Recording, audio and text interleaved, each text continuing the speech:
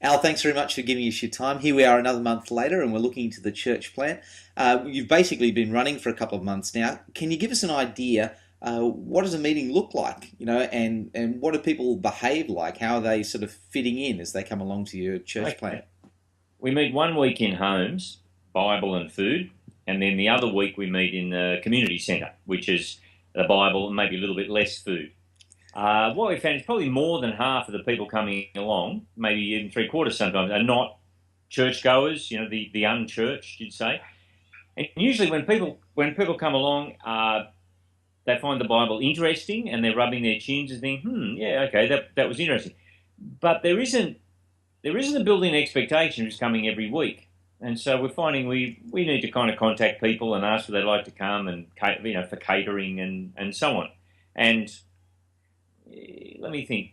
There's a few people who come just the once and say that was nice and we never see them again. But there's a few that keep coming back regularly.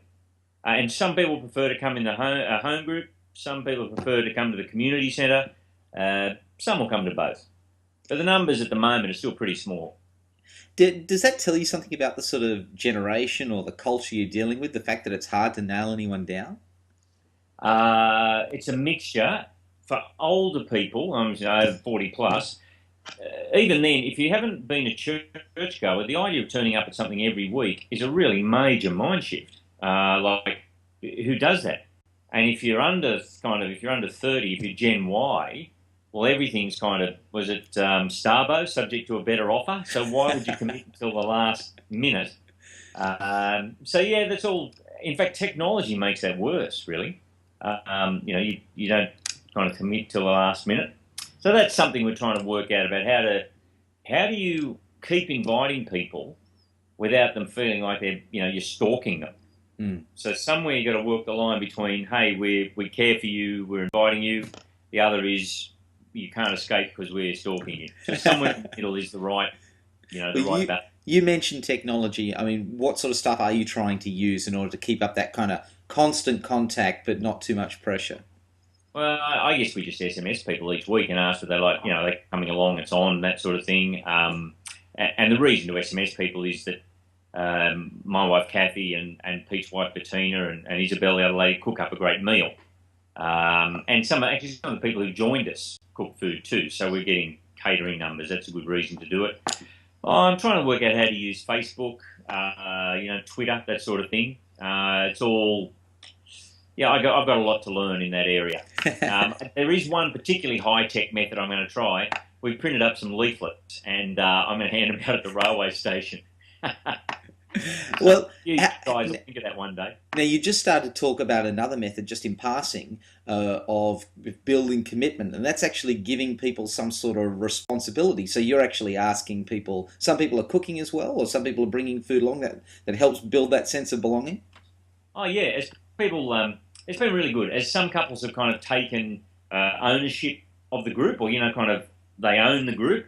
They just put their hand up and wanted to bring food and be part of the little community that's happening, and that's great fun, great to see. So yeah, it's been a real joy just getting to know a whole lot of people. But it's what surprised me is the needing to kind of re-invite people because I've been going to church for 30 years. You just get used to it. It's a whole new idea for people if they've never been involved before. One invitation's never enough. See it. Now, speaking of invitations, what's the next month look like then? I mean, what sort of things are you going to be doing? Do you mean in terms of inviting people? Yeah, or in terms of sustaining that group, that sort of stuff. What's on your Yeah. radar to do? Well, we've got a number of groups that meet. One group that invites people from the finance industry, kind of the big end of the business end of town, and some of those guys would get invited. We've got a group that meets on Wednesday nights in the CBD, which is part of City Bible Forum. So tonight I'm running a group with 7 or 8 people, probably 5 or 6 of them would say they're not Christian or not Christian yet. And so we're in contact with people that way and we're inviting them into the group. And some of it will just be, how can I put it? Now that we're up and running, we can welcome people. And I'm just going to letterbox the people all around Bondi Junction. And because we're about to do the Sermon on the Mount in the study that in the community centre, I'm just going to invite people, and I'll stand outside the railway station and hand out leaflets. So we just need to make some noise. So that's pretty glamorous. Yeah, yeah. Well, mate. Church planting, it's really glamorous. It's standing in the dark, in the cold, handing out leaflets to commuters who don't want them. So, what it's all about.